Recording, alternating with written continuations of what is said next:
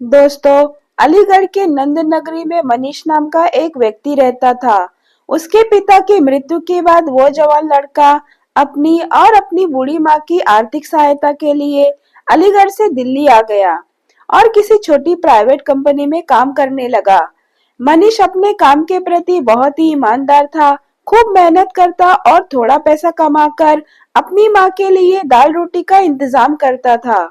लेकिन कुछ समय पहले जब पूरी दुनिया में कोरोना महामारी का प्रकोप हुआ, उस समय मनीष के काम में भी बहुत ज्यादा समस्या हो गई। उसके कंपनी के मालिक ने मनीष को जॉब से निकालने के लिए उस पर बहुत से दबाव डाले, लेकिन मनीष सारे दबाव सहते हुए भी उसी कंपनी में काम करता रहा।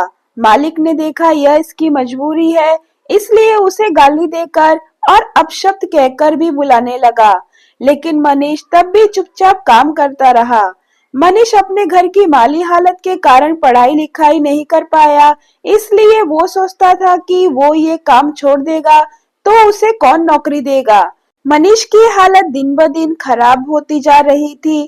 कुछ दिन ऐसा ही चला, फिर मालिक ने कहा अब तुम्हें आधी तनख्वाह में ही काम करना होगा और यदि तुम काम करना चाहते हो तो करो, वरना इधर से जा सकते हो।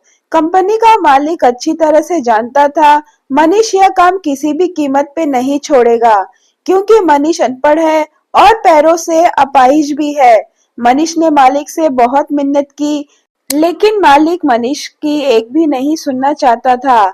उसने कहा देखो, कोरोना के कारण हमारा माल बिक नहीं रहा है, इसलिए हम आपको पूरी तनख्वाह नहीं दे सकते और अब से तुम्हें एक भी दिन छुट्टी नहीं मिलेगी। रविवार को भी तुम्हें काम करने के लिए आना होगा।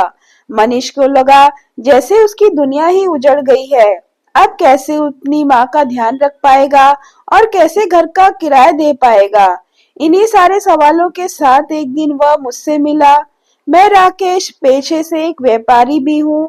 मैंने उससे कहा देखो मनीष, ये तो होना ही था। जिस कंपनी में तुम नौकरी कर रहे थे, तुम पूरी जिंदगी भी काम करते तो भी तुम उस कंपनी के मालिक नहीं बन सकते, इसलिए तुम्हें निराश नहीं होना चाहिए। तुम आंख उठाकर देखो, बहुत से दरवाजे तुम्हारे लिए खुले हुए हैं। उसने कहा भैया जी, मैं तो पढ़ा लिखा नहीं हूँ। तब मैंने कहा क्या तुम पैसे गिनना जानते हो? उसने मुस्कुराकर कहा हाँ भैया जी। मैंने कहा फिर तो तुम बहुत कुछ जानते हो।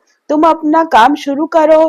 तुम जो करना चाहते हो उस काम की छोटी सी शुरुआत करो। उसे कुछ समझ नहीं आ रहा था। हमारे बातें करते समय बाहर एक सब्जी वाले व्यक्ति ने आवाज लगाई, आलू ले लो, प्याज ले लो। मैंने कहा देखो, वो व्यक्ति आलू बेच रहा है।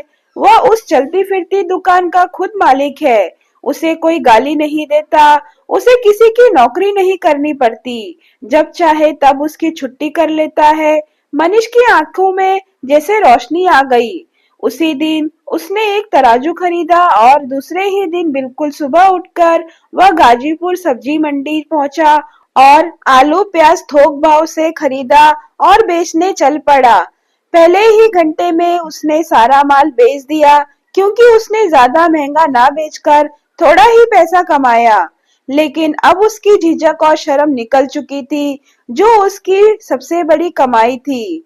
दोस्तों, आज मनीष शादीशुदा है। उसने एक अनाथ लड़की से शादी कर ली ताकि किसी को सहारा मिल सके।